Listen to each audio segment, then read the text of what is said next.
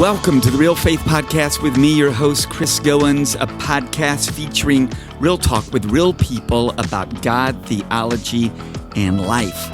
Our goal, authentic, vulnerable, and raw conversations on a variety of topics with a view towards looking at what God's Word has to say. These conversations will help you apply your faith in God's Word to the real challenges of life.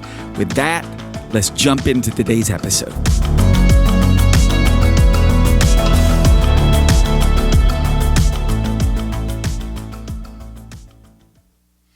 Hey, thanks so much for joining us for this episode of Real Faith. Do you ever wish you could have a conversation with people just like you about stuff you're actually interested in? God, the Bible, theology, culture, movies, music, life in general, or the current crisis we're facing as a country. This podcast was created to provide a format for authentic, vulnerable, raw conversations on a variety of topics with a view towards helping you apply your faith in God's Word to the real challenges you face in life. Now, let's talk for a few moments. It's important to point out when it comes to building bridges, developing relationships, and having a conversation, starting from a place of unconditional loving acceptance is critical. It's also important for me to point out that acceptance isn't necessarily synonymous with approval or agreement. When you unconditionally accept someone, that doesn't mean you have to agree with everything a person says or does. It just means you accept them. That person is valuable to you just as they are.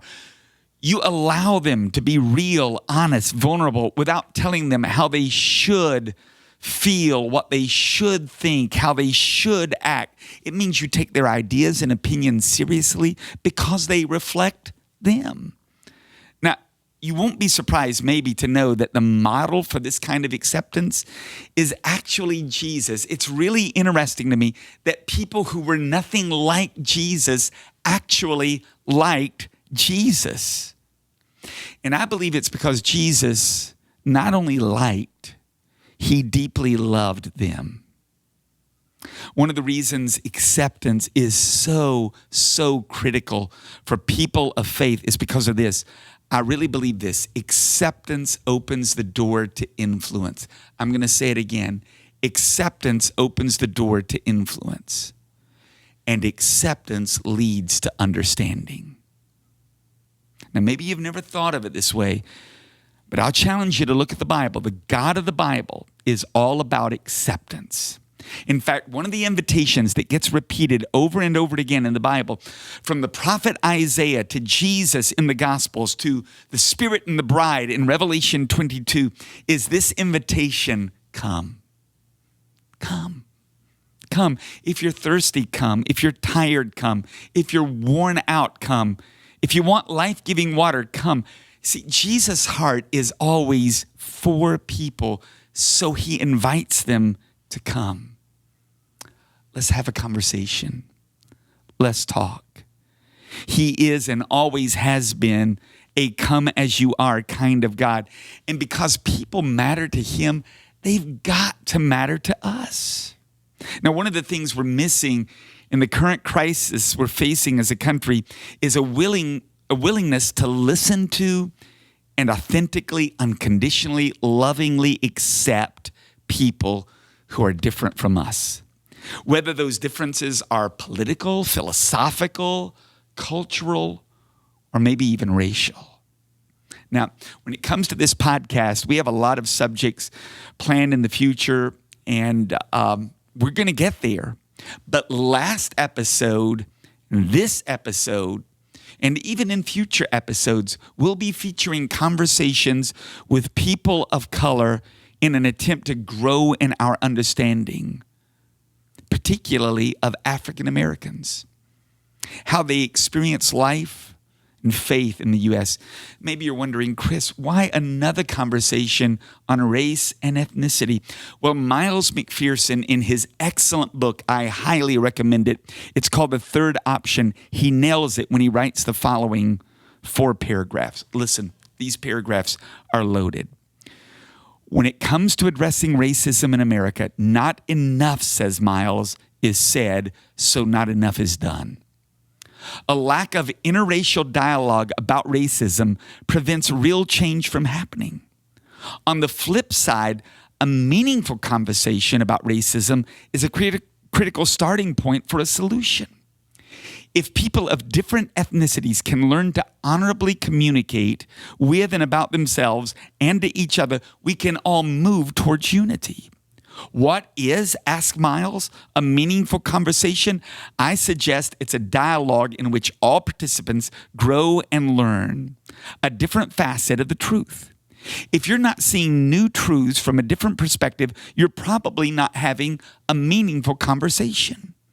A meaningful conversation occurs when two people stop trying to talk each other into their point of view and a third truth emerges for both parties. Most of us, Miles wraps up, prefer our current perception to that of another. But the truth is usually somewhere in the middle of two or more schools of thought. Wow. Miles is right. It's critical for us to remember, please listen, that if we only surround ourselves with people who look just like us, act just like us, believe just like us, think just like us, our views will rarely be challenged, and we're likely to remain stuck when it comes to our ability to grow, maybe even change, and certainly understand. Here's what the book of Proverbs says: fools have no interest in understanding. They only want to air their own opinions. Doesn't that sound like media in 2020? Or how about Proverbs 18:15, which says this: intelligent people are always ready to learn. Their ears are open for knowledge. I love the way the Message translates that passage. It reads, wise men and women are always learning, always listening for fresh insights. These are some of the reasons that we're going to continue to discuss issues involving race and ethnicity, because I, for one, I really long to grow in my understanding. Well, I'm joined today by my friend, Derec Walker. Derec, I'm so honored to have you in the room. Glad to be here. And Derek's best friend, Major Pat Bishop. Let me tell you a little bit about these two individuals. First of all, Derec, he was raised and educated right here in Birmingham. He currently resides in McCalla, Alabama with his wife, Kimberly, their two children, Brendan and Bethany. Derec works in management at a local fire safety company. And as I've already mentioned, he works or worships and serves as a part of the A2 church family. That's right. Derec, I believe you've been a part of this church for about 10 years. Close to it. Right. I think 9. 9. Yeah. Wow, we are so honored. If you've never met his wife, Kimberly, she is one of the most beautiful human beings to ever walk this planet. I Her think so. smile is amazing, Derec, Yeah. and her spirit behind that. And Derec is a very strong, humble, godly man, and I'm so honored to have you. I'm glad to be here, Coach. Man, I'm also honored to have your best friend. And it will take me just a moment to introduce Major Pat Bishop. I'll tell you a little bit about him. He enlisted in the U.S. Army after graduating Ramsey High School in 1990. He was commissioned in 2004 through the Army's direct commissioning program. By the way, and he's given me permission to address him as Pat. So I don't want you to think I'm being disrespectful Not at all. by not sharing that title that he has earned through a lot of Absolutely. diligence. Absolutely. Pat, I counted at least 20 courses that you've graduated from as part of your training in the U.S. Army. He entered active duty, served in various assignments in both Desert Shield and Desert Storm. He volunteered for active duty in Somalia under the United Nations. He joined the Birmingham Police Department in 1996, and after 18 months in the early days of the War on Terror, he left the Birmingham PD, entered the Alabama Army National Guard, and joined, this is a tongue twister, the 20th Special Group of 1st Special Forces. Right. That's correct.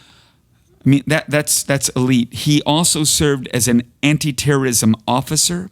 He has worked as an officer with the Alabama Board of Pardons and Parole, as a chaplain deputy with Jefferson County Sheriff's Department. Get this. He holds an associate's degree in law enforcement, a bachelor's degree in criminal justice, a master's in criminal justice, and an MBA. On top of that, he is currently a third-year student at Birmingham School of Law. Pat, we all feel like underachievers. My goodness, what a resume. That's why I push him. There you go. No That's why I wonder. push him. He's married to his wife, Angela. They have 2 boys. His oldest is 20 and a junior at the University of Alabama, and his youngest is 13. And as I've already mentioned, Pat and Derek have been lifelong friends. Absolutely. So why don't we start at the beginning? Give us a snapshot of your life, where you were born, raised, your education, your family, your career. We'd love to hear a piece of your story. And Pat, since you're a first-time guest for us and a new acquaintance, even though we had met before, to me, Yes, sir. do you mind starting the conversation? Absolutely. First, I said thank you so much for having me on. And anytime I'm in Derek's presence, I'm good to go. Yes. Like he said, he has pushed me, even from high school to presently. He'll call me every now and then and say, hey, major, how's everything going with classes? I said, man, I'm tired. Well, get back in the books. I need a lawyer one day. Get back in the books. So with friends like that, those are the positive friends that you need. And Derek and I met in 1986 when we were going to Jones Valley High School. And during that time, you had various schools in the Birmingham area that, as I say, came on the chopping block due to a new program they were starting with the Birmingham Board of Education. They were turning high schools into the middle school concept. So Jones Valley, Banks High School, and various other high schools were closing. So Derek and other friends of ours went to Parker, and I went to Ramsey. But we still stayed in contact because we both lived in the Kingston community. So we were still always around each other, still being friends, or what have you. And I just thank God for people like his mother, who actually one of the first ones taught me how to drive. Wow. I only tapped the car once. We've just had some good times growing up. And his family, my family, his kids, my kids, everything is lined up. It's almost like a reality show. Wow. God has done some great things in his life, and I'm just really following suit. As far as the military perspective, that has always been a goal. I had been in uniform ever since I was 5 years old. Wow. From a crossing guard at school to Cub Scouts, Boy Scouts, Eagle Scouts, JROTC with Derek, as a matter of fact, Wow. and then on to active duty. So it was always a goal to join the military, one day retire, go into law enforcement, go to law school. Now, one caveat to that was I never saw myself in anyone's pulpit.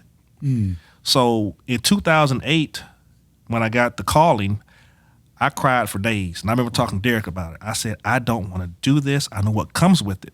And Derek said, hey, man, you're in the military. You know what's about to follow your orders. If the man upstairs gives you orders, you follow them and deal with the consequences.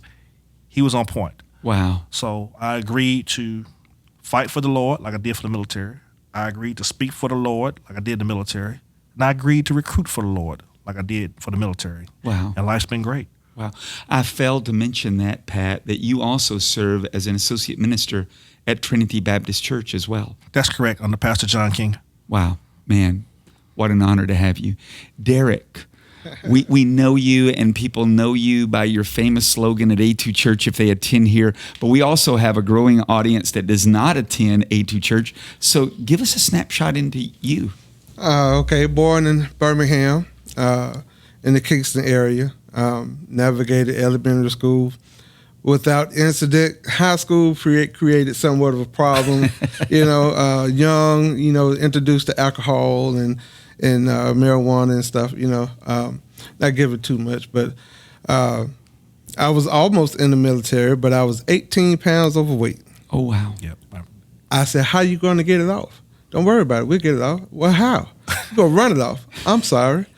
I don't need to sign nothing else. I need to go back to Birmingham, please. And so, I didn't go into the military, but there were a few people that I had growing up, Coach, that God created in me an ability to love and love hard. Wow. The same guys that I ran with in high school and was friends with in high school, the same guys I love and care for now. That's awesome. We may not talk every day. We may not see each other, but I'm prayerful about them. I think about them. I call and check on them. You know what I mean? But from day one, I knew me and this guy was going to be around a long time because his family coach pulled me in. You're a friend of Patrick's? Okay. You're now one of my sons. You know? Wow. And his uncles. You're now one of my nephews. His brothers. You're now one of my brothers. His cousins. You're now one of our cousins. You know, Wow. and that has always stuck with me. How they adopted me. You know. Wow. And he's not the only one, and he's not the only family that has pulled me in. So I guess God has given me a friendly spirit. You know. Absolutely. Oh, I believe that. Absolutely. So after high school, I joined the workforce and worked for a few different places. Currently at Hiller Fire Protection, and work as the warehouse manager. Wow. I also work at the church in security and in media, Yes. and I love doing those things. But that's it about me. In 07, in 04, God blessed me with my wife. Yes. 07, God blessed me with another gift in Brendan, and in 11, God blessed me with another gift in Bethany. And those are my three gifts that I work so hard for. Amen. They are absolutely beautiful. I mean, beautiful. Major, I wanted to ask you, you've accomplished a great deal, both educationally and professionally. What's been the internal motivation, the driving force between all that I just read off? I'm going to follow suit. I'm my best friend, and I don't like domestic violence. So please let me mention my wife. My wife, Angela, who I met in the Birmingham Police Academy in 1997, she has been the driving force, especially when I started law school. If my study group comes over, she makes sure everything is quiet. She makes sure if I look hungry, hey, you need to eat, come drink. No, I'm fine. Come eat. So, okay, got it. She tries her best to keep any distractions away from me. If a family member calls, say, hey, I got a problem with Patrick. He has a test tomorrow. What you got going on? I mean, she is that person to make sure, I get to the next level. And we're a praying family, and we just thank God for each other. Wow. What made you, I want to ask this before we move into the main subject matter today, what made you want to become an Army Ranger? This is funny. We should joke about the real reason. I used to say back then, but like I said, I've been in uniform ever since I was 5 years old. Yeah. And everyone that knew me from early on knew, he was going to the military. I always had a fascination with the paratroopers. There was one year, my mother took me to my very first Veterans Day parade, and the 82nd Airborne Division came, and I was sold. I said, I don't know how it's going to happen, but I'm going to the 82nd Airborne Division. Wow. So when I got to basic training, I did everything possible to make sure I was ahead of the pack. Same thing with AIT. When it came down to airborne school, like Derek said about the running, it got serious because you ran every bit of 4.5 miles per day. You run 2.5 miles every morning, but while you're at airborne school, you run everywhere you go. You don't walk, even a child, what have you. So the exercise was, as the word I like to use, vigorous. But it was just something about jumping out of the airplane. And when I finally got there and got to do it, I was sold. Wow. Yeah. So it was a lifelong ambition. Absolutely. And I should tell the audience, Major Bishop has served 26 years in our military, and Major Bishop, on behalf of myself and so many others, thank you for that kind of incredible service to our country. Let me say something, Coach. I'm really proud of this guy. He didn't go in the military as an officer. Right. He worked his way up from a private to major, and, Yes. and anybody that know anything about the military know that that's an accomplishment. Yes, it is. You know, because he wasn't promoted in battle time, where it was not easy, but it was accessible. You know, right there handed. I've always looked up to him for that. I never said it, but Yes. now's the time, homeboy. I always looked up to him for that. I watched What You Have to Do to Become a Ranger on the military channel. I cried. I called him. I said, "Hey, man, listen, you might remember this." I said, I do. "I did not know what you had to go through to be a Ranger. I'm proud of you." Yeah. You know, and that's I tell you, I brag on him all the time, even though I don't tell him. You know, all the time. I'm super proud of you. It's not going to make me cry doing this podcast. That's right. It's not going to happen. Major. But I appreciate you, bro. I do. Man, thank you. Thank you for your service. Well, gentlemen, we're discussing the subject of race, Right. ethnicity, and the current crisis we're facing in America along these lines. So I want to move and transition to that. So I want to ask you, we'll begin with you first, Derek. When was the first time you became aware of your race, your ethnicity? How old were you? What was that experience like? I was in the second grade, Harrytown Elementary School. The only black kid in my class, and I got blamed for everything that happened, throwing paper, making noise, you know, and as a result of it, without any investigations, they would say, "Come with me," and they would take me to a room that had glass walls, and they had like ping pong paddles, and I would get a paddle, and they would call other teachers in, "Come watch me," and I would get a paddle, and it happened the entire school year. My older brother shared with my mother that was happening, and that was the first time I was introduced to things happening because of race. And this was as a second grader. Second grade. The only black child in that room, Yes, and sir. being singled out when you had not even done any of these things. Yes, sir. The entire school year. Wow. Patrick, what about yourself? It was similar to what I said earlier about my mother taking me downtown. I couldn't remember more than 7 or 8 or what have you. And I remember there was a Klan rally or something that was in Birmingham. And I was scared. Wow. Like, okay, what is going on? And my uncle, whose name was Cliff Witt, who's passed on, he used to be very big with politics in Birmingham. He knelt down to me and said, "This is the reality that our forefathers dealt with. That's why you need to do everything you can to stay in school, get your education, so one day you can get to a point so we can get past this and do away with this." That was like in 1978 or so. Wow. in As a downtown 7 Birmingham. or 8-year-old boy. Wow. You can easily segue from there to this. Patrick, what were you told by your family of origin about people of other ethnic groups or races, particularly white people, while you were growing up? It's different, and I would say no more different than in another household. For example, you would have part of your family say, "Hey, love everyone. Make sure you do what you're supposed to do. If someone needs your help, you help them." And then you have maybe someone else say, "Hey, watch out for this person. Don't trust this person. Don't trust that person." And they would contradict each other.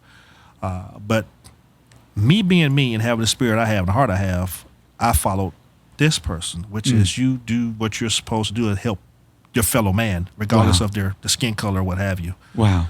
Now, like Derek said, in the community where we grew up, in Kingston in the earlier days, we had blacks, whites, Hispanics, what have you. Though we were different in race, we all had something in common. We were poor. Wow. We didn't have anything. Right. And what I see from the past to now is that now we have a lot, but we've seemed to forgotten that these things still exist. It's just we have a little more money now, but there's still racism. Wow. But you still need to keep some of those same things that you learned as a child, which is why God loves children. And to this day, I love children. Yes. Pastor King always says there are two people that tell the truth. young people and old people. Young people, because they don't know no better. Old people, because they don't care. Okay, they're going to say what they want. But as a child, I learned you do what's right by your fellow man. And that's what I stayed today, and that's what I raised my kids with. Wow. Thank you. What about yourself? What did your family of origin teach you about people of other groups or races, Derek? I think racism largely is taught. And what I was taught was, don't bring home the white girl. That's what my dad was talking to us about. But I so loved people, loved talking, loved playing, loved hanging out, loved making friends. So that area wasn't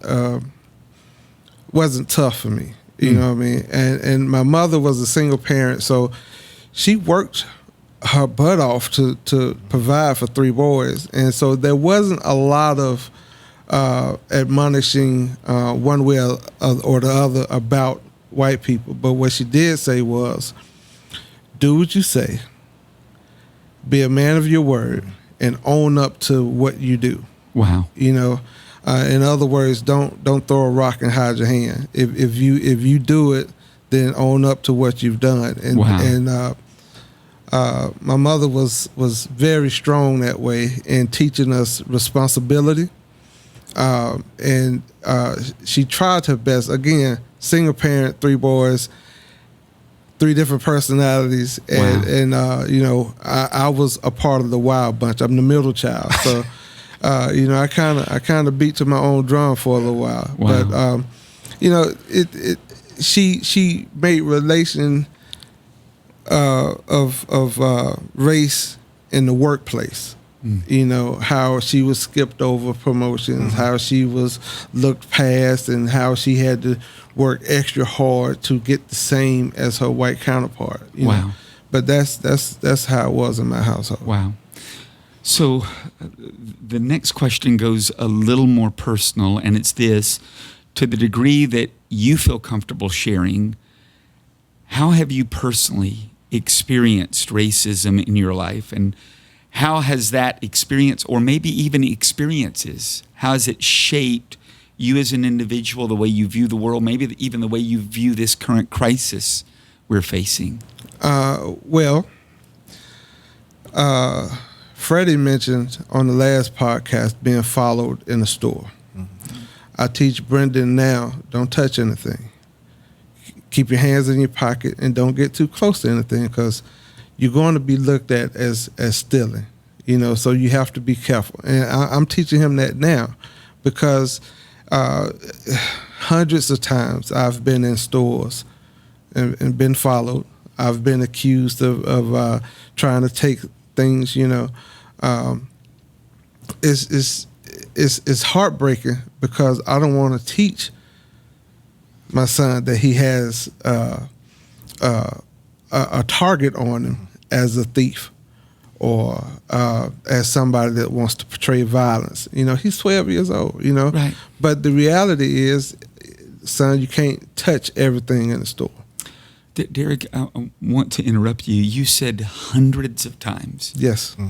Yes. Hundreds of times you've been followed. Yes.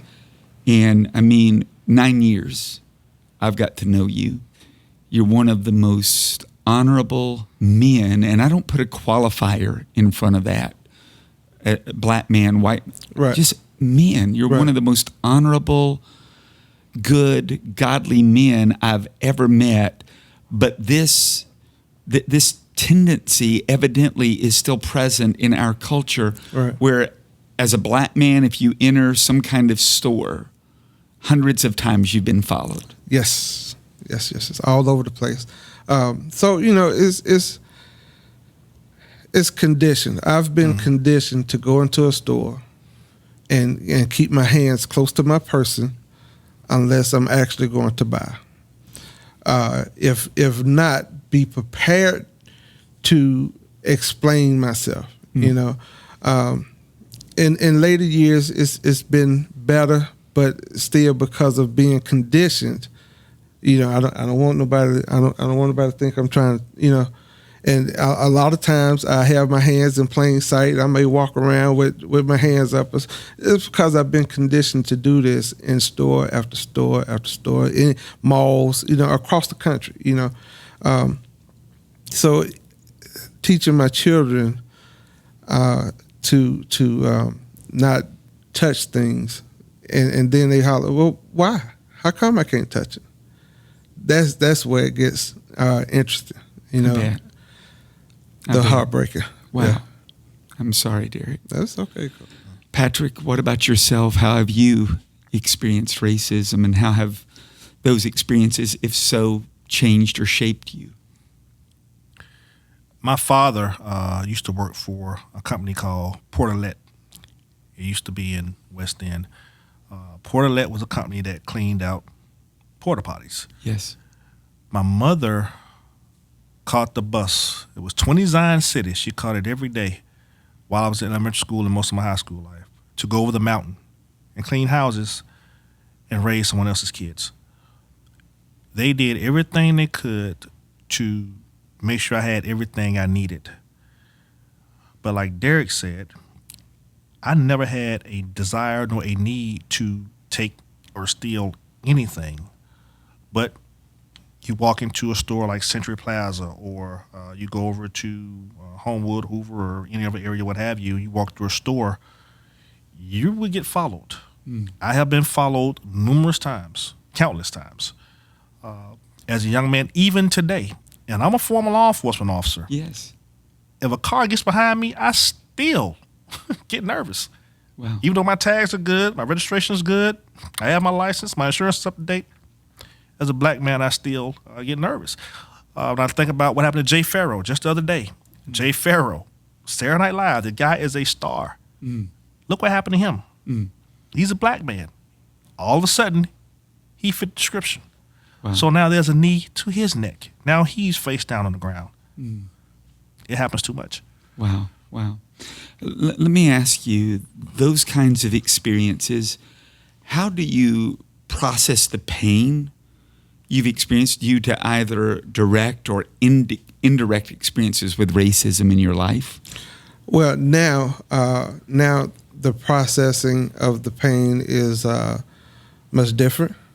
God has taught me that it's not my problem how you treat me. Is my problem on how I treat you. Wow. Because I can't get anybody into heaven, and I can't keep anybody from going to hell. That's their relationship with God. My relationship with God, the most thing that's important to me is to handle you according to the righteousness of the Lord. So how people treat me, not my issue, not my problem, unless there's hands-on handling, and then it is my problem. Wow. But, so that's what I'm trying to teach Brenda. You can't give people control of your mind, will, and emotions that's going to cause you to be different. But it's tough. So you have a message to Brendan of take responsibility, Right. for all of these actions, all of these attitudes in your life. Right. And you can't be responsible for what someone else does, but you can be responsible for the way you respond. Yes. Wow. Absolutely. Wow. It's tough though, Coach. It's tough in a sense to where you get pressure bust a pipe. You get filled, and then that's when you handle things without the best thoughts. Wow. You know what I'm saying? It just boils over, and so that part is tough. It's hard to handle that when you are the example for young kids. Yes. I don't want to raise my boy to be violent or to be quick to anger or quick to argue. You know what I mean? But when there's things that happen in the stores or in public, and he's with me, the first thing I think about Situation dictate. Yeah. is what my son thinks of me. Wow. Right? Yeah. So when you have situations where people say things, use vulgarities and things like that. And my son is with me. My first inclination is, I'm about to check your jaw and see how strong you are. That's I'm being honest. That's my first inclination. Yes. Then I think about, that's not the example I want to lead. Wow. But people have a lack of love. People have a lack of presence of God, and that's what I blame instead of the person. Wow. But it's tough, Coach. I want to interject, and then I want to go to Patrick for this answer. But Derek, I love your intentionality in regards to your parenting, and when I say that, we got to spend a little bit of time together at a rap concert. Right. McCrae and several other artists were there. Right. And you have a deep love for rap music. Yes. But when you began the dialogue with me during a break about some of the things you want to share with Brendan in terms of a filter Right. through which to filter the music choices he's making Right. and listening to, I just walked away, and it's one of the first things I said to my wife is Derek is so diligent in just teaching Brendan discernment Right. in terms of, Absolutely. hey, here's some filters, Brendan. This is why this is a great rap song, and this is why the way they speak of women or these words and these concepts, they don't build your spirit.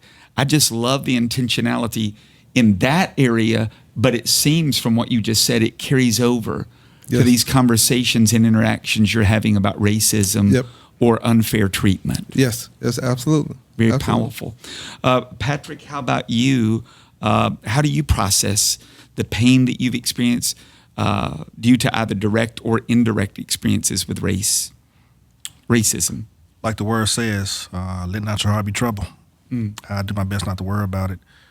But what I do is I channel it. Like this man here, he'll call, check on me, say, hey, what's going on, what you doing okay today? And I would tell him about my day or what have you. But I use it and I focus and I direct that pain and anger towards law school. Because I think the main issues that we're dealing with today, some of them, not all of them, but some of them deal from the law.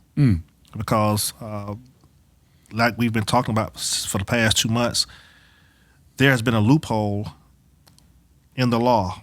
Though the 13th Amendment abolished slavery, there's a loophole in it that permits it. It says slavery is abolished except for the convicted felon. When you look around the prisons today, who fills up most of your prisons? African Americans. Who puts them there? Law enforcement officers. Who benefits from it? Most of these private companies.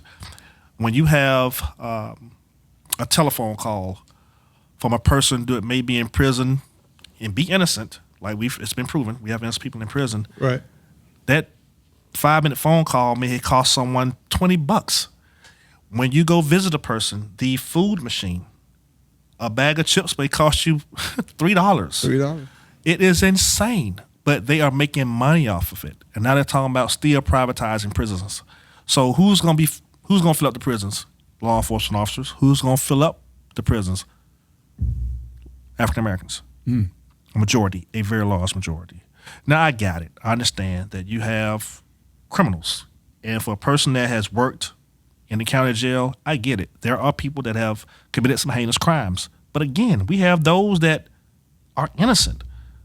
Circumstantial evidence have them in the county jail. And because they are poor, they cannot hire a competent attorney. We have politicians that, instead of doing the right thing, they're concerned about running for office just for the monetary benefit.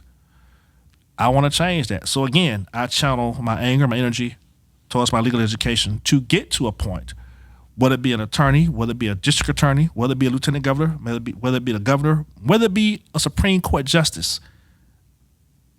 My desire is to change the things that we're dealing with today. So you use that pain as motivation, Absolutely, in terms of pursuing an education that will allow you to serve at higher and higher levels. Absolutely.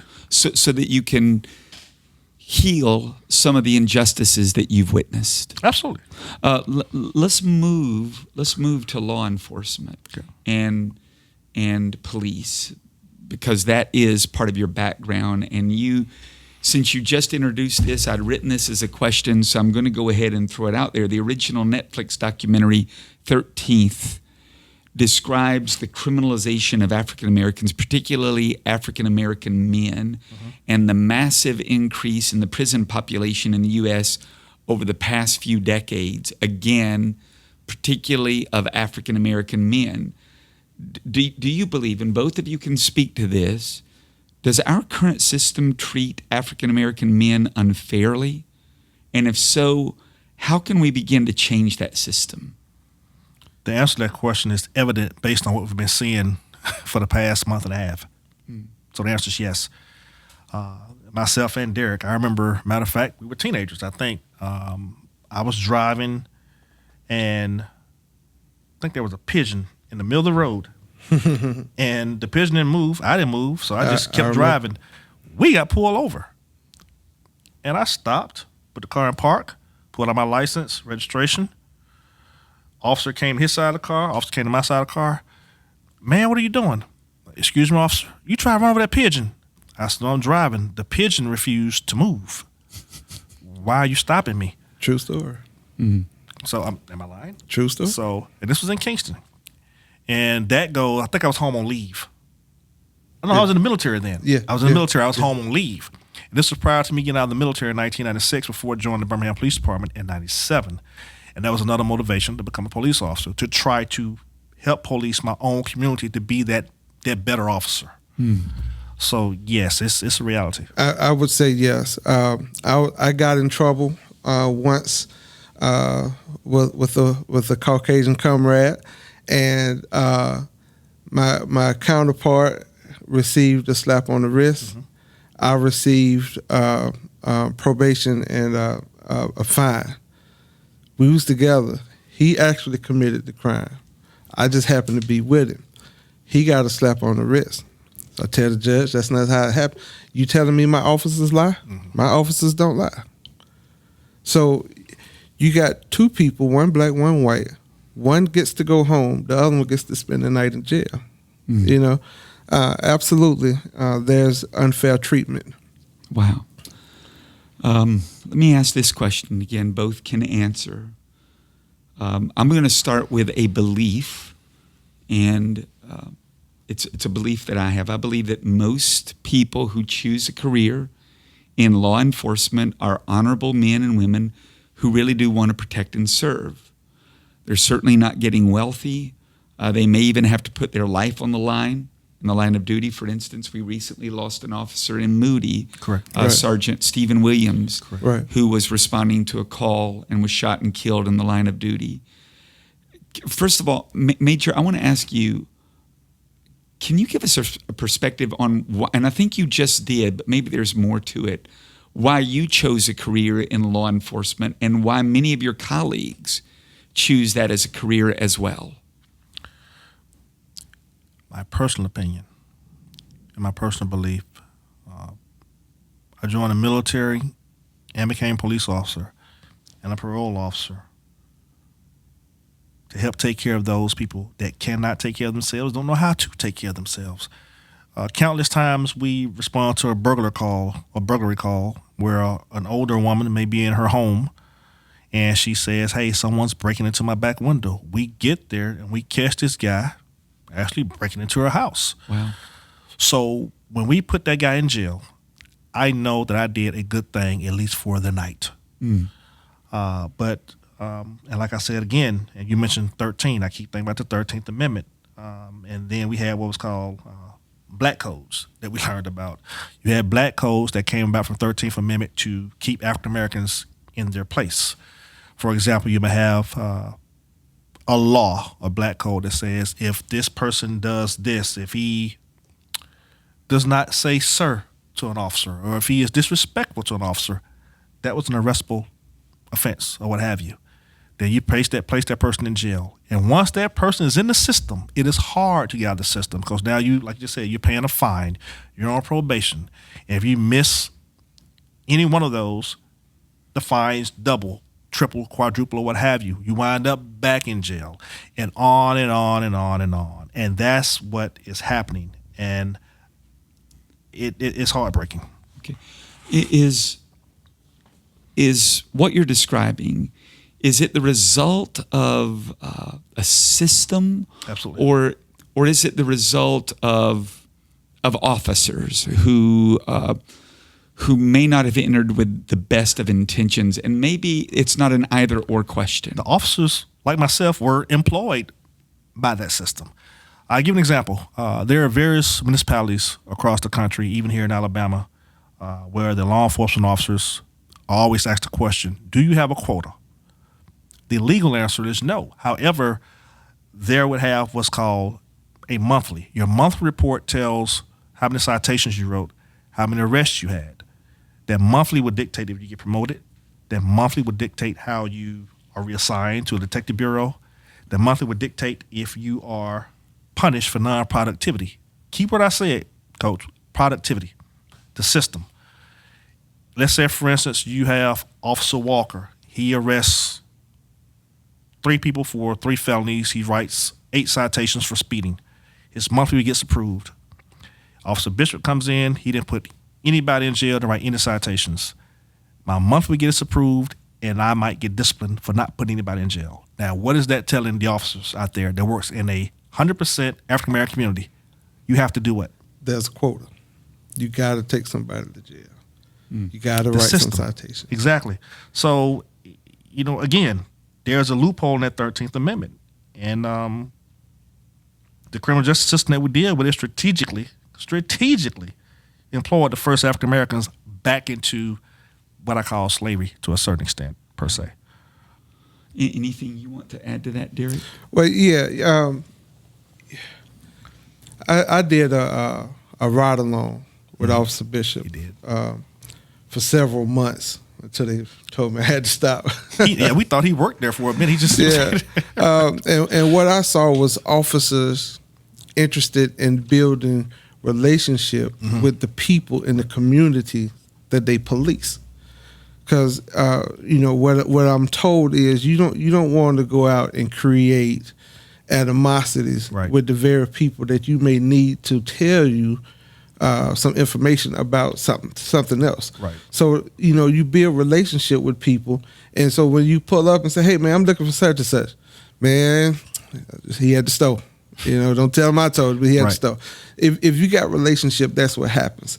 And so it's, when you're trying to build a rapport with the people that you're serving, and trying to be a relationship with the people that you're serving, and then get punished when you don't punish the people that you're serving, that makes it hard to be the best officer you could be. Profound statement. Exactly. And that's looking from the outside in. Again, I was just on a ride along, but this is some stuff that You're on point. You're on point. Wow. You're absolutely on point. Let me ask a follow-up question. Again, I'm hanging out here on this subject of police and law enforcement. Most of the headlines we see regarding police right now are very negative. Very few headlines highlight good, noble, honorable ways police officers, law enforcement officials serve. Can either of you, and it sounds like you were just sharing this relational aspect of relationship building among officers and community. Right. Can either of you highlight highlights you've seen, witnessed of police officers, law enforcement serving with dignity and honor in a way that you think this is admirable, this is the model we need to move towards?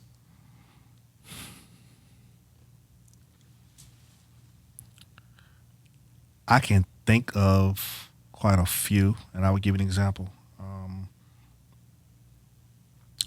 Years ago, working West Precinct, you will have a grandmother to come in, and I would ask that, I call her a young lady, ma'am, can I help you? She said, officer, I need your help. Can you please come outside and talk to my son? Now, this happens a lot. Yes, ma'am, not a problem. You in the front or back? We parked in the front. Ma'am, give me 2 minutes. Let me talk to my supervisor. I'll come right out. You go outside and you talk to this kid, and you come to find out this kid is so heavily medicated, he doesn't know what dead is. So you sit there, you talk to him, and you try to find out what's going on with him, what's causing. He said, officer, I'm sorry. I want to do what's right, but my head is hurting. They got me on all this medication. I said, well, why do they have your medication? They said because I won't act right. I said, who said it? My parents. So I would say, okay, hold on 1 minute. I would pull the grandmother to the side. I said, well, where are his parents? Both parents in rehab. Mm.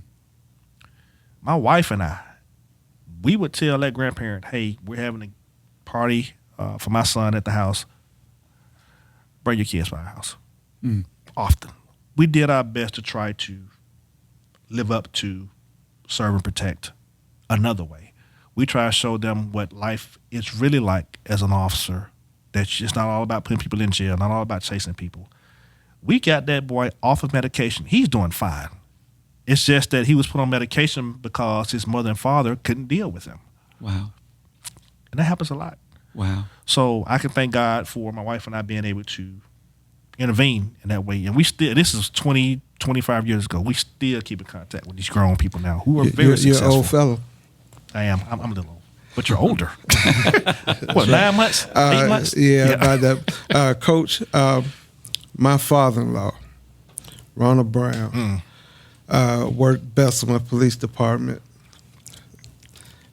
I feel like 32 years, something like that. He just recently passed away. Mm-hmm. While he was sick, he moved in with my wife and I. And that's when I found out that as an officer, he took care of so many people.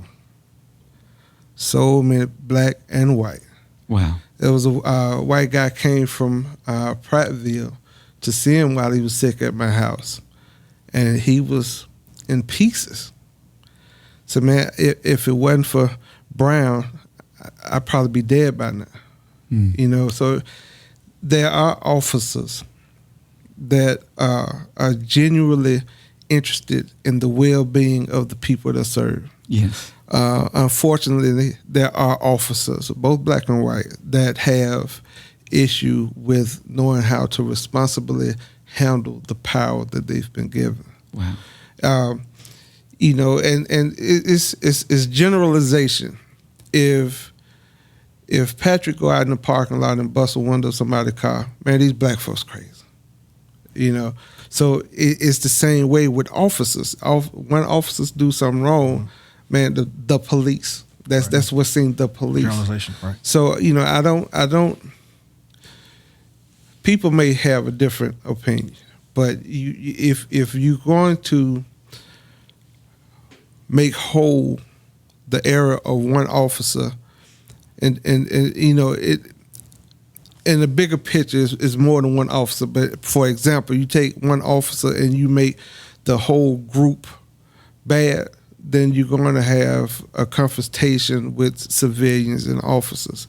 You know, now when there's processes in place to eradicate the wrong in the officer and they don't take place, then that's where you have people that are upset, both within the family of officers and in civilians, because if something is heinous and it don't get handled, then that's where there's trouble. But you know, there are officers out there. I know officers out there that are genuinely interested in the well-being of people. Yes. So let me ask you this, Major, and Derek, you can jump in too. But do you think police officers in general are being fairly depicted in the media right now? For instance, in episode 1, Montiqua, a mutual friend, pointed out that the media regularly features video of police officers using tear gas on crowds, but rarely features pictures or video of police officers kneeling to pray with and for their constituents. And she had found the other, but had to be very purposeful in finding that. Let me say this. And I think Montiqua and I think Derek and I had this conversation, and I said a lot. Law enforcement is not a job to where you pick up the newspaper and say, hey, let's see who's hiring today. Okay? It's one of those jobs that you really got to want to do. Right. Wow. Why? Because you're in a catch-22 situation. If you don't do your job, you're wrong. If you do your job, you're wrong. You may have a mayor or what have you say, okay, we have a crowd coming. We don't know if they're peaceful or not. Chief, what's your plan? Well, We don't see them doing anything. They're peacefully protesting. But as soon as one brick is thrown, now it's a violent protest. My job is to serve and protect. I need to protect property. We're going to clear the street, shoot tear gas. They clear the street. There's backlash from a political standpoint. Now you have a municipal leader asking law enforcement, why'd you do that? Well, I told you I was going to do it. Why are you asking me now? Because it's the election time? Is that why you're asking me? Politics and law enforcement, it really muddies the water. It really does.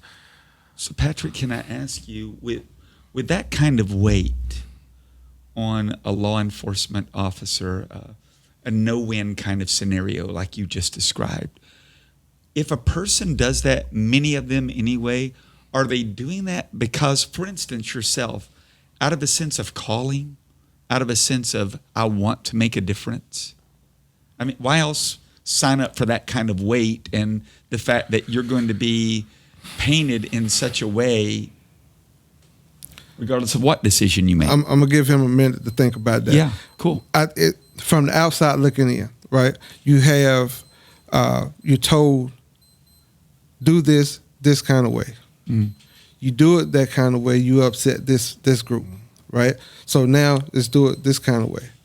And both of these groups are your superiors. You have the political, then you have your captains, your lieutenants, your sergeants. And so you're being pulled in two different directions. Then it becomes a job. I'm going to go do my 8 hours. Mm-hmm. And that's when that happens, then that's when you have a lack of participation, if you will, for lack of a better word. He just hit the nail on the head. Mm. Thank you, Derek. He just hit the nail on the head because what's about to happen, I'll give you an example. In Atlanta, right now,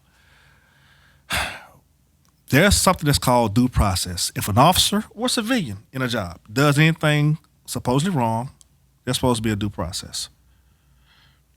Was the officer wrong? I was not there. I saw the video. But 9 times out of 10, you pull the officer off the street, put him on another duty, what have you, take him out of service, as we call it, and you investigate it. That officer was not taken off the street, per se, for an investigation. He was merely terminated immediately without due process.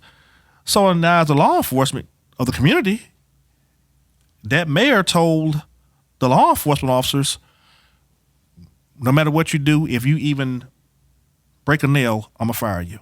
What do you expect those officers to do? They're going to go clock in, go sit in their cars, and wait 8 hours, like he just said. And that's not what law enforcement officers do, but when that's how they feed their families and that's how they pay their mortgages, you've put them in that situation. Mm. So he just answered the question perfectly. Wow. I'm digging just a little deeper into this subject. Good.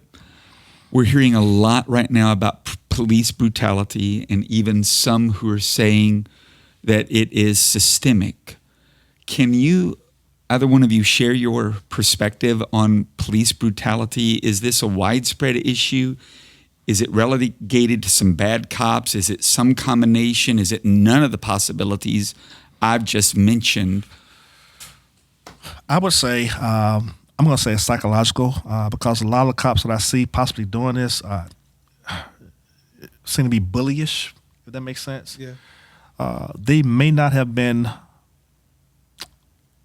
the best person in that selection process from a psychological standpoint to be a law enforcement officer. When you're a patrol officer or working in corrections, what have you, you have got to be a strong-willed individual with respect to people say thick skin, but you got to be careful with that because people say, oh, you're thick-skinned, you're supposed to be able to deal with that. Well, keep in mind, we're thick-skinned, but there's a human inside of the skin, okay? Because we have officers subjected to being spit on, officers subjected to being assaulted. I was assaulted in the Jefferson County Jail, once or twice. It's a fight. But that's when you dot your I's, cross your T's. And when you write your reports, do not leave anything out. This was done. The camera was on this side.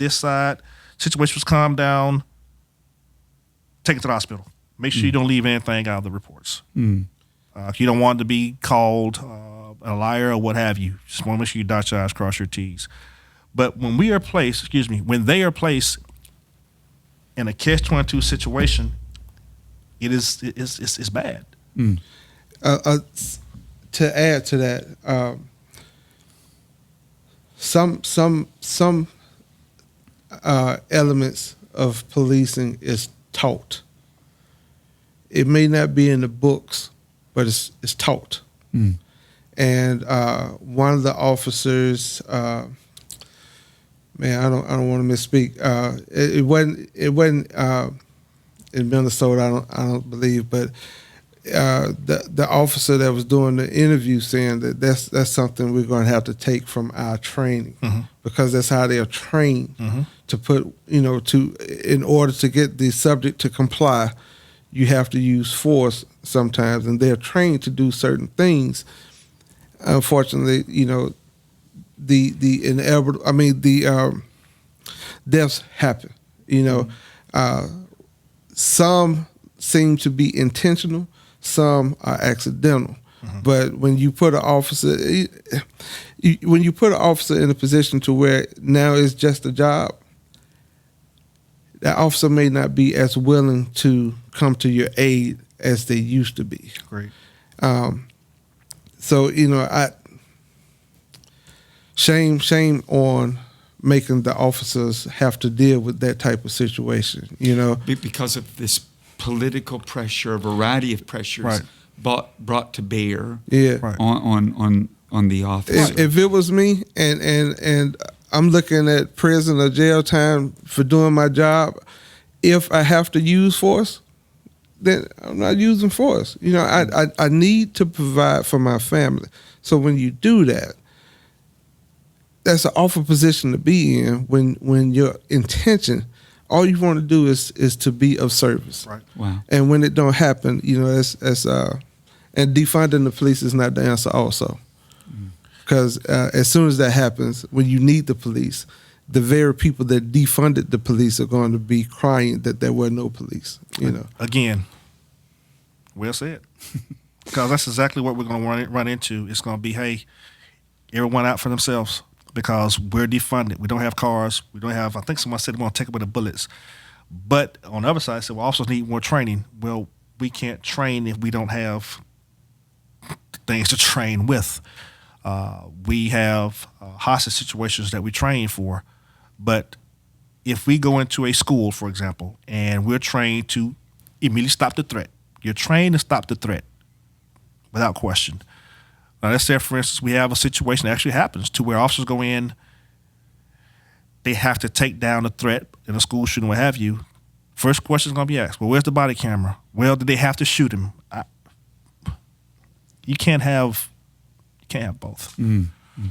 Let's move to this subject of faith and the difference that faith makes. But I want to begin in a little bit of a different place in regards to faith. Both of you are fathers. Derek, you have a 12-year-old and a 9-year-old, boy and girl. And Major Bishop, you have a 20-year-old son and a 13-year-old son. Let me ask this. How did the deaths of Ahmaud Arbery, George Floyd, there are other African Americans who've passed away unjustly as well, the current protests and riots, how have you seen this affect your kids, and what are the kinds of conversations you're having with your children in light of these events? Either of you. That's a tough one, Coach. It's tough in a sense to where when Brendan looks at me and say, why? Yeah.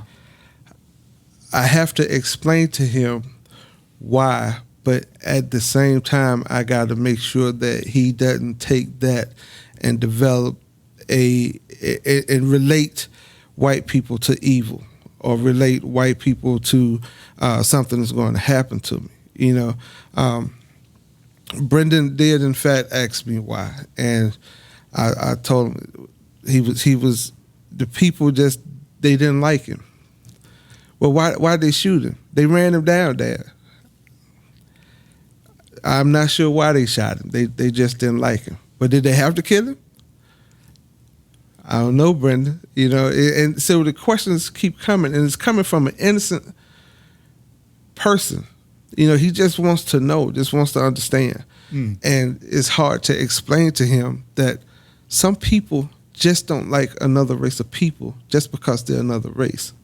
And Brendan goes to a school where he has a lot of white friends. It's a mixed school, and I struggle with trying to teach him that some people just don't like people, but I don't want him to go to school and start to look at people strangely. You know what I'm saying? Because he don't trust them or he want to get them before they get him. It's hard to try and balance that, Coach. So there's a tension there. There is a tension. There's a paranoia, but then there's a reality. And see, my fear is that I give Brendan the raw truth, and iniquity is my fear. I grew up gang violence, shooting, fighting. So that those seeds that I planted may be there.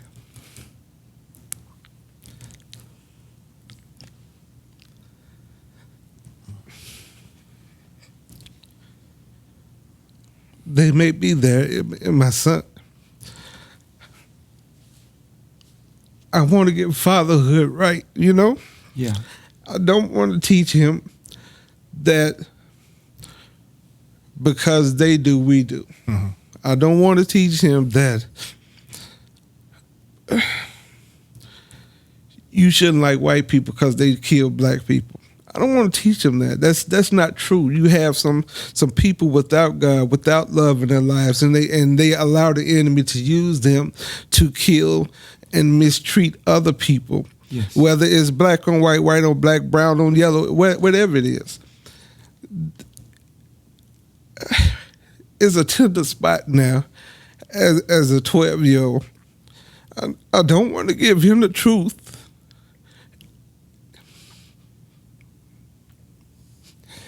Apart from grace, the grace that's possible. Right.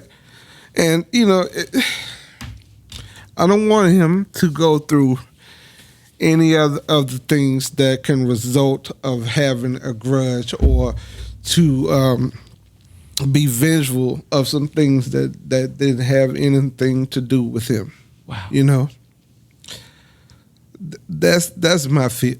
Wow. I don't want him to get to high school and have to fight because my daddy told me that white people kill black people because they don't like them. But how do I explain to him that they didn't like this guy and that they killed him, Yes.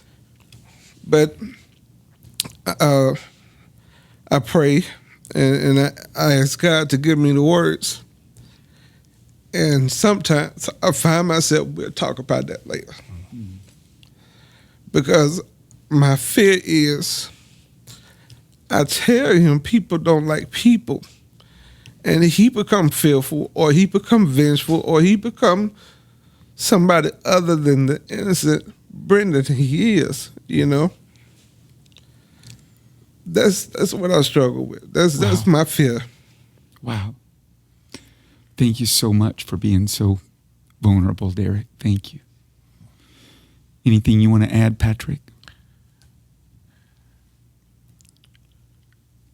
This is one of the greatest fathers I've known. He is very honest, very knowledgeable. Anything those children need, Brendan, Bethany, anything that they need, anything they need to know, he's going to honestly tell them. So I get the fear while at the same time trying to be honest and not hide the truth from them. And like I said earlier, you don't want to have a paranoia, but then there is a reality. But we have good people. We have evil people. And I give you an example. Before I quit Jefferson County Sheriff's Department, which was due to law school, there was a guy that worked on my floor. He had been in jail for a little over 8 months. He was a floor worker. His name was Tony. When my law school came up to do a visit or tour of the jail, my professor, Professor Wilson Myers, who's a criminal attorney, who's also a minister. My class walked around, talked with some of the inmates and what have you, talked with some of the deputies. Tony, who was a floor worker, was out and about. As a floor worker, you have more freedom. And he got into a conversation with Tony. And the next day, Professor Myers asked me about Tony. I said, well, I actually think the guy does not belong in jail, sir. I said, if you can help him, I think it'll be appreciated. Based on my word, as a law enforcement officer, he went back up there and helped Tony get out of jail. To this day, that inmate still calls me and checks, hey, man, I appreciate you. I'm back home with my family. I think law enforcement officers are sent to certain places for a reason. I was sent to that jail for a reason. My professor came there that night for a reason. But we do have law enforcement officers in uniform that should not be in uniform. And it's not just where we want to tell our kids, and like Derek put it, we don't want to tell our kids, well, black people don't like white people don't like black people. It's just that for whatever reason, some people don't like other people. And like I said in the beginning, in this life, we got to do our best to tell our kids, do what you can, while you can, for who you can. Yeah. We're not going to be here forever. Yes. We got to get it right down here. Yes. If we want to get it right up there. Yes. Yes. That's the message. Let me close with two questions about faith. What does the role of your faith in the gospel of Jesus, what role does it play in the way you navigate these challenges that we're facing, the challenges you've experienced? How important is it? Maybe even what role does the church play? The biggest role, Coach, the biggest role possible. In 2006, when I developed a real relationship with God, my pastor at the time, Pastor Ray Cottrell, shared this with me. A right relationship with God will show you the evil that you could do, but can't do because of that relationship. Wow. So that relationship with God shows me a lot, gives me pause, and then directs me. The Holy Spirit directs me in the right ways. That's why I tell Brendan, you can't let people control your mind, will, and emotion off words.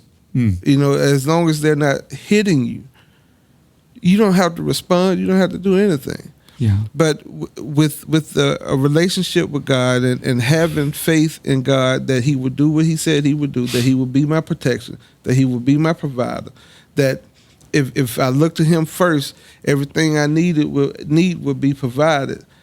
That gives me the ability to handle all of this stuff coming. Wow. I'm just a little sensitive with my kids, you know, because, you know, Kim and I do, we work really hard so they don't have to go through what we went through, you know. Yes. But having that, the assurance that God has handled Amen. all the things that I need handled already. Wow. I just have to pause and receive direction. And that takes relationship with God. Yeah. You know, I have to pause and God, what should I do? Which way should I go? How should I handle this? And Coach, time and time again, God has provided rams in the bush for my family. Praise the Lord. You know, and without faith, I will probably be one of the rioters tearing up stuff. You know, faith gives you the ability to understand why things are happening. To through faith, discernment will tell you, I don't need to go that route. I don't need to go this way. There's something bad going to happen. You know, without faith, Coach, I would be in a lot of trouble.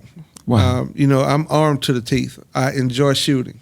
I have several ARs. I have several handguns, shotguns, rifles, everything. My goodness. I enjoy going to the range. Without faith, it would cause, without having the help of God to have control of your mind, will, and emotions, you would go out there and be the worst you could be. And so, with faith and God on my side, Coach, I am hopeful.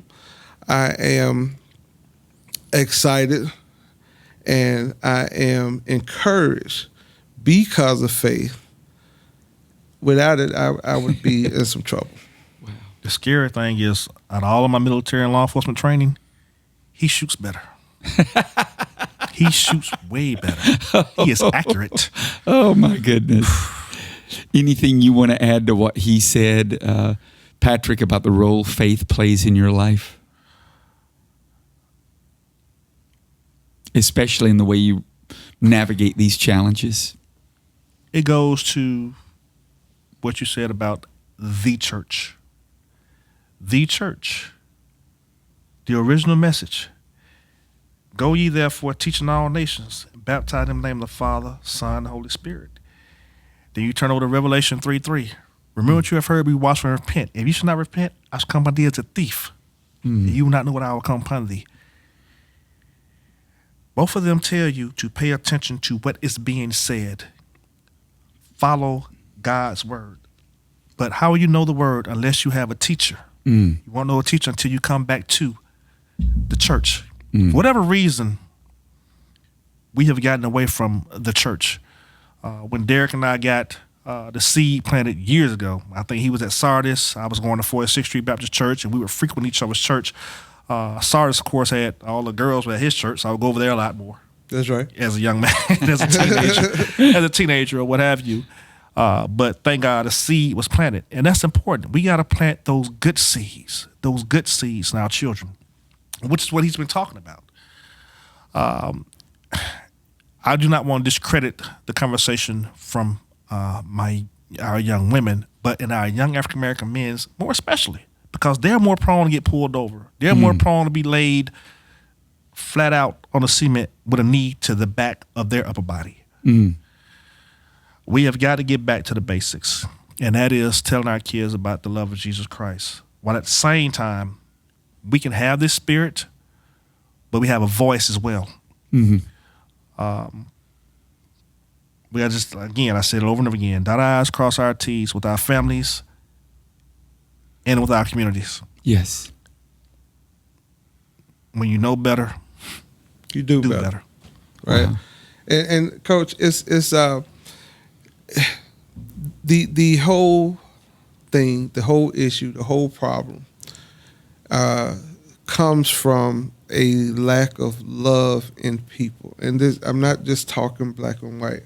It's a lack of love in people. People dance around a relationship with God.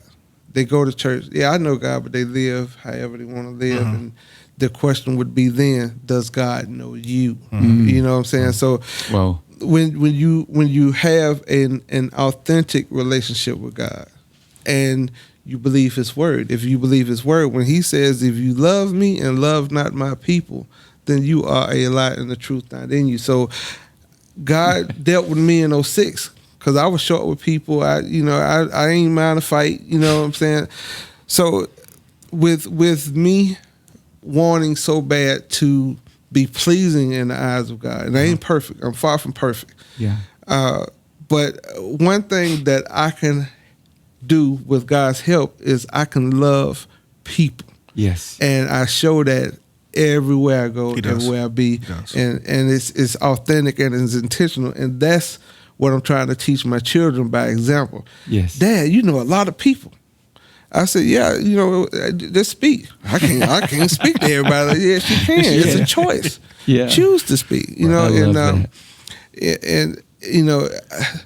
Having a relationship with God helps me to not be attached to things. So I'm a giver. I give good gifts. That's awesome. And it's all thanks to God. I'm so thankful for those times in 2006 where Pastor Ray, Pastor Goins, Pastor Renee, and Pastor Wanda helped teach me and my wife how to obtain the love of God and hold on to it and cultivate it and grow it and share it. Wow. You know, and so you know, I'm hopeful in faith. Go back to the last question. I'm hopeful in faith. I'm encouraged. I'm hurt, disappointed, and angry with what's going on. But because I have a relationship with God, I can see the evil that I could do, but I can't do. Right. Yes. You know. Absolutely. Well, you sort of answered my last question. I was going to ask you what gives you hope, but you've nailed that. Any closing comments from either of you before I just wrap up briefly? I just want to thank you and Montequa, Matters Petway, and Yes. Derek, and your staff for putting this together. This was a very good conversation. And that's the thing. We need to do more of it, but after the conversation, there needs to be action. Action. 'Cause we have a lot of people in Washington, D.C. We're talking about it. We're going to talk about it. We're going to talk about it. No action. Yeah. So we just got to make sure we stay the course, per se, with seeking action. Yeah. And what I would make my closing statement is, Pastor Chris, Brendan knows that I'm scared of horses. He said, Dad, why are you scared of horses? I'm scared of horses.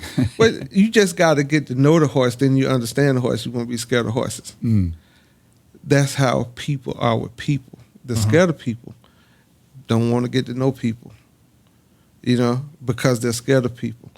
And my prayer is that if we, all of us, people, can get over the fear of people and get to having a conversation and talking to people and find out, oh, you're not really that bad. You're a really good guy. Right. You know what I'm saying? Yes. We got a different color, but, you know, I feel like you're a really good guy, you know, Yes, after this sir. conversation, you know. So if we get over fear and is able to have a conversation with people, Yes. then I think the world will be a better place. Absolutely. You know, Absolutely. and sometimes it may take work. You have to wear people down, and I'm good at that. 'Cause You're right. I'll speak to you Yeah. for 2 years, Yeah. and then one day, hey, He'll do it. There you go. He'll do You it. know. He'll do it. It goes back to, I think we were kids. My favorite commercial was the Coke commercial during Yeah. Christmas. I want to teach the world to sing. Yeah. That was my favorite commercial, and it still is. And Wow. It's just, I think that's what we need to get to as a people. Wow. Well, gentlemen, let me sum up by saying, first of all, to you, Patrick, I just want to honor you. I want to honor you for your incredible career in the military. Thank you. 26 years, as Derek has already mentioned, to go from first class private to major is an incredible feat. I also want to just honor you for the way you've pursued your education, and off camera, off mic, before we began this, you even went into more detail about your hopes and dreams for the future in pursuing this education so that you can serve at a high level. Thank you so much for that commitment. And Derek, my brother, I got to commend you.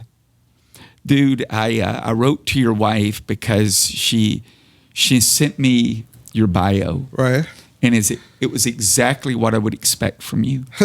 It was so humble and understated. And I wrote back to her, Derek is a humble, strong, resilient, and very powerful man of God.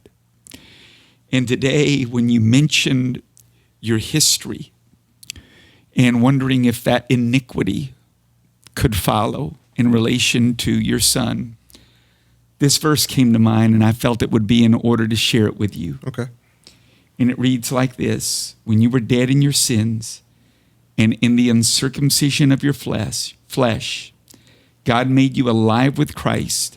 He forgave us all of our sins, Absolutely. having canceled the charge of our legal indebtedness, which stood against us and condemned us. Hallelujah. He has taken it away Thank you, Lord. and nailed it to the cross. Yes.